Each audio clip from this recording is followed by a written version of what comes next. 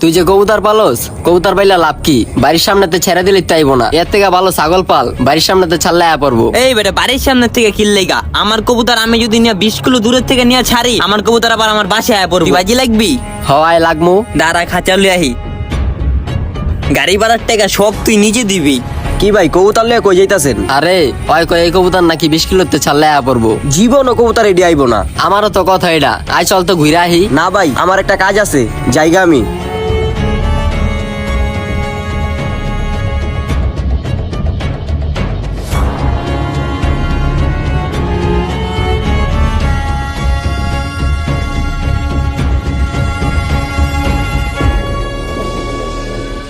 আয় আমগো যাওয়ার আগে দেখবি যাইবো গা।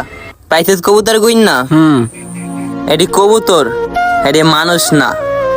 যে দামি জিনিস পাইলে মালিককে ভুল্লা যাইব, মালিকের কাছে আইবো না।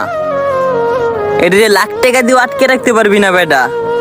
এটি হচ্ছে ভালোবাসার জিনিস, মায়ার জিনিস, মহব্বতের জিনিস। আমার এডির প্রতি ধারণা আসলো না রে, আজকের পরের থেকে এডির প্রতি বিশ্বাস ধারণা জন্মাইছে। কিন্তু এই কবুতর যে পর্যন্ত আর পাক কাইটটা না ফালায় দিব, ওই পর্যন্ত চেষ্টা করব মালিকের বাসায় ফিরে আহনের লাইগা।